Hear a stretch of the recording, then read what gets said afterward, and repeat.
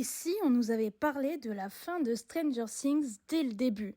Ça y est, la partie 1 de la saison 5 est sortie depuis la semaine dernière et rien de mieux pour théoriser sur la fin de la série. En interview, les Duffer Brothers nous ont annoncé que la dernière saison répondra à deux grandes questions essentielles. Pourquoi Will a été enlevé et pourquoi le monde à l'envers existe. C'est vrai qu'aujourd'hui, nous savons pourquoi le monde à l'envers est en contact avec le monde réel. Eleven a ouvert une brèche entre les deux mondes, mais au premier abord, ce n'est pas elle qui a créé ce monde, et Henry est le premier à y être allé en se transformant en Vecna. Au début de cette saison, nous découvrons un peu pourquoi Will a bien été enlevé il y a quelques années. Il faisait partie intégrante du plan de Vecna, mais je pense que nous aurons un peu plus de réponses dans les prochains épisodes. Mais dans cette vidéo, j'ai envie de théoriser sur l'existence du monde à l'envers et la fin de Stranger Things. J'ai fait pas mal de recherches depuis quelques semaines et je vous avoue que j'ai trouvé des informations plutôt importantes pour la suite de l'histoire. Mais attention, cela ne reste que des théories et pour que tout mon raisonnement soit compréhensible, je vais devoir spoiler la dernière saison. Alors si vous ne l'avez pas vue, revenez plus tard et pour les autres, c'est parti! Ce livre a une grande importance dans la série, mais savez-vous de quoi parle le livre Un raccourci dans le temps? Le livre raconte l'histoire de Meg, 13 ans, et de son brillant petit frère Charles Wallace ainsi que son gentil camarade de classe, Calvin. Le trio se lance dans une aventure épique sur différentes planètes dans l'espoir de retrouver le père disparu de Meg et de Charles. Ils rencontreront différents alliés comme Monsieur Quiproquo et d'autres qui les conseilleront et les aideront à sauver leur père. Rien que dans ce résumé, nous voyons beaucoup de similitudes. La présence de Monsieur Quiproquo et forcément Holly est fan de ce livre, donc c'est normal d'appeler son allié comme les alliés des héros du livre, sauf que cet allié n'est autre que Henry. Nous avons ensuite l'histoire de différentes planètes ou, ici, différents mondes comme le monde à l'envers. On a aussi un groupe d'amis comme dans Stranger Things et une personne disparue comme Will dans les précédentes saisons ou Holly dans cette dernière. Maintenant, le livre peut sûrement nous donner un indice sur la fin de la série. Le livre se termine sur les retrouvailles entre Meg, Charles et son père. Il défie le grand méchant et gagne face à lui grâce au pouvoir de l'amour et de la confiance en soi. Une très belle fin pour un livre d'enfant, mais un peu cucu pour Stranger Things, je pense. Même si la fin de l'épisode 4 peut se résumer de la même façon, mais en plus épique. Après avoir discuté avec Robin, Will s'accepte de plus en plus, il se retrouve face à Vecna impuissant et ce dernier relève ses démogorgons qui vont attaquer les amis de Will. Vecna le lâche et s'en va. C'est au moment où ses proches sont les plus en danger que Will repense à sa vie et ses bons souvenirs. Ces flashbacks lui donnent confiance et de l'amour-propre. Et c'est avec ces bons sentiments enfin acceptés que Will s'élève avec ses nouveaux pouvoirs et qu'il défie les démogorgons jusqu'à les tuer et sauver tous ses proches. Je pense que le livre Un raccourci dans le temps n'est pas là pour terminer la série, mais pour terminer ce premier arc. Après, oui, les héros n'ont pas encore défié Vecna, mais pour ce moment tant attendu, il est certain que nos héros vont unir leurs forces, surtout Eleven, 8 et Will, et ce sera épique. En tout cas, le livre parle d'une fin heureuse pour tous les personnages. On connaît tous l'importance de ce jeu dans la série. La série débute sur une partie de ce jeu de rôle et les personnages évoluent avec ce jeu. Ensuite, les héros nomment tous leurs ennemis comme les méchants dans Donjons et Dragons.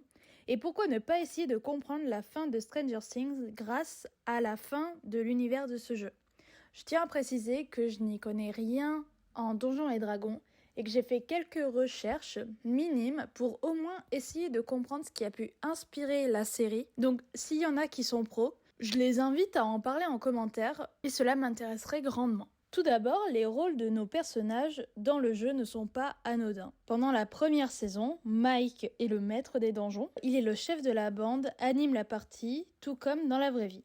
Will, aka Will le sage, est un mage, c'est-à-dire qu'il possède des pouvoirs. Lucas est le chevalier. C'est un combattant, souvent plus tactique et habile avec une variété d'armes. Il possède notamment une connaissance plus accrue des styles de combat, ce qui nous rappelle Lucas et son lance-pierre. Et ensuite, Dustin est le nain. C'est des créatures humanoïdes naturelles, d'alignement loyal et bon. Et en 84, durant la deuxième saison, leur rôle change. On a Mike qui devient un paladin. Les paladins, c'est une classe de justice et de protection. Will est un clerc, et un clerc est une classe de soutien, mais qui peut faire très mal. Il a ainsi des pouvoirs qui lui permettent d'influencer la vie et la mort. Son éventail de sorts lui permet d'être polyvalent et de faire suffisamment de dégâts aux ennemis pour gagner le combat. Lucas, c'est un ranger, et c'est une classe apparentée aux guerriers, coureurs des bois, pisteurs, éclaireurs, spécialistes de l'infiltration et de l'espionnage. Et on peut voir dans cette dernière saison qu'il est à la tête de justement tout ce réseau d'espionnage et d'infiltration à l'armée. Dustin, c'est un barde, c'est une classe de soutien rigolote. L'art est son outil de combat principal, sa magie reposant principalement sur des sorts de diversion ou d'aide à ses compagnons. Et 11 remplace Will en tant que mage, et donc c'est la même définition, les pouvoirs de magicien. C'est là qu'on voit vraiment que tout est réfléchi pour que les rôles détenus par les personnages soient en lien avec leur véritable rôle dans cette mission contre le monde à l'envers et Vecna. Nos personnages ont évolué avec le rôle et aujourd'hui on peut dire qu'ils vont utiliser la puissance de leur rôle pour défier Vecna. Dans l'histoire de Donjons et Dragons, Vecna était autrefois un mage très puissant et très ambitieux. Sa quête éternelle pour le pouvoir, mais surtout d'immortalité, lui ont permis de devenir une liche. Les aventuriers peuvent avoir plusieurs missions liées à Vecna, comme le fait de détruire son culte ou encore de récupérer les artefacts de Vecna. Et donc une liche, c'est tout simplement un mort-vivant, mais qui possède une conscience et une intelligence. Toutefois, une liche n'est immortelle que si elle possède un phylactère. Cet objet magique, qui ressemble souvent à une petite boîte, permet de ralentir le vieillissement du corps de celui ou celle qui l'utilise. Il renferme notamment l'âme de son propriétaire. Quand on lit ceci, on peut imaginer que la seule façon de battre Vecna est donc de trouver cette boîte avec toute son âme et ses pouvoirs. Mais dans Stranger Things, on parle d'une niche. Et c'est là qu'on revient à détruire son culte. Comme dit plus tôt, cette niche où tous les enfants enlevés y sont amenés. Et si cette ruche, ainsi que les enfants, était la source de Vecna, ce qui lui donnait ses pouvoirs et sa force. Will a pu la voir dans une vision alors qu'il ne devait pas, cela doit donc être sa faiblesse, et en détruisant la ruche, ils détruisent Vecna. Cette petite boîte dans Donjons et Dragons se résumerait par plutôt une grande boîte dans Stranger Things, ou alors ce culte, et je pense que cela donne du sens. Malheureusement, cela peut être risqué de détruire cette ruche, car Will y est toujours lié, tout comme les autres enfants. Will pourrait mourir, car on a très bien vu dans la saison 2 qu'il ressent la souffrance des démogorgons et des autres créatures quand elles se font brûler ou frapper par une voiture dans la dernière saison. Merci Steve. Selon moi, Will devra mourir, tout a commencé avec lui et tout doit se terminer avec lui. Mais on espère tous une fin heureuse, comme dans un raccourci dans le temps. Avant de passer à la prochaine partie, je vous incite à vous abonner à la chaîne, liker et commenter la vidéo. Merci encore, et on continue. Monsieur Clark est l'un des personnages secondaires de la série dans les premières saisons et il aide nos héros à comprendre la physique qui peut être liée à tous les événements du monde à l'envers. Il y a les aimants de Joyce, l'existence d'une autre dimension, etc. Il est présent dans les 3 premières saisons qui se clôturent à chaque fois par une mini-victoire de nos héros et j'aime penser que nos héros n'ont pas gagné leur combat de la saison 4 car Monsieur Clark n'était pas présent dans cette saison. Mais dans la saison 5, il est de retour. Toujours en tant que professeur, mais ici, il est celui de Erika. Et comme à chaque apparition dans la série, ses cours et théories sont fascinantes et sûrement très révélatrices de notre série. En premier exemple, nous avons la saison 1. Après les funérailles de Will, les garçons ont interrogé Monsieur Clark sur d'autres dimensions et sur la façon de s'y rendre. En utilisant un acrobate et une puce sur une corde raide comme métaphore, il a expliqué que le voyage interdimensionnel est actuellement impossible en raison de la nécessité d'une énorme quantité d'énergie dont les humains ne sont pas encore capables. Il a ensuite expliqué que, théoriquement, si le besoin énergétique était satisfait, cela créerait une déchirure dans l'espace-temps, créant une porte vers une autre dimension.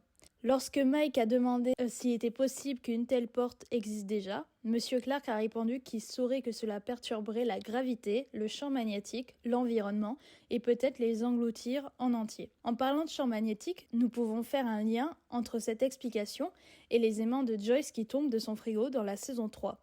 une belle anticipation de ce qui allait se passer plus tard. Et quand il parle d'être englouti en entier, c'est exactement ce que Vecna compte faire dans notre monde. Dans cette nouvelle saison, Monsieur Clark explique à ses élèves le principe théorique des trous de verre. Un trou de verre formerait un raccourci à travers l'espace-temps. Pour le représenter plus simplement, on peut figurer l'espace-temps non en 4 dimensions, mais en 2 à la manière d'un tapis ou d'une feuille de papier, comme il l'a déjà expliqué dans la saison 1. L'utilisation d'un trou de verre permettrait théoriquement un déplacement dans l'espace, un déplacement dans le temps et un déplacement à travers l'espace simultanément à travers le temps. Donc le trou de verre permettrait aussi le voyage dans le temps. Et rappelons que Nancy découvre que le monde à l'envers se situe dans le passé. Le temps est arrêté là-bas depuis l'enlèvement de Will. Et récemment, dans la saison 5, on apprend que Max et Holly sont coincés dans une partie du monde à l'envers, loin de l'espace-temps, car elles sont dans les souvenirs de Henry et donc dans le passé. Donc à chaque fois que nos personnages entrent dans une brèche, ils voyagent également dans le temps.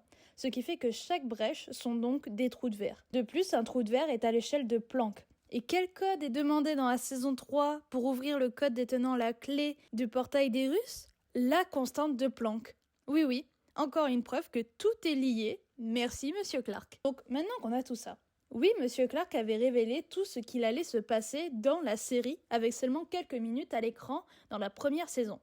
Les brèches, le voyage dans le temps, les aimants et la conviction de Vecna, qui est de contrôler les deux mondes et d'en faire un monde à l'envers unique. À partir de là, on peut toujours dire que la science aura réponse à tout dans cette série, car la science a créé en tout point l'histoire de la série. J'aime beaucoup théoriser sur des séries, et il s'est avéré que souvent mon avis était mauvais, donc pour ces théories de Stranger Things, je préfère dire qu'il faut vraiment les prendre avec des pincettes, car il s'agit seulement de recherches liées à ce que l'on sait déjà. Les seuls à pouvoir nous donner les vraies réponses, ce sont les Duffer Brothers eux-mêmes dans les prochains épisodes. Mais j'ai adoré faire ces recherches, je suis de base très curieuse, et j'ai pu découvrir de nombreux univers de la science et du jeu de rôle. J'ai même envie de jouer à Donjons et Dragons maintenant. Bref. Dans 3 semaines, nous aurons enfin le fin mot de toute cette histoire. Et vous, qu'avez-vous pensé de cette première partie de la saison et que pensez-vous qui va se produire dans la suite? Dites-le moi en commentaire. Merci d'avoir regardé cette vidéo, j'espère que vous l'aurez appréciée autant que j'ai aimé la faire. On se retrouve très vite pour une prochaine vidéo. C'était Séance Rattrapage, à la prochaine!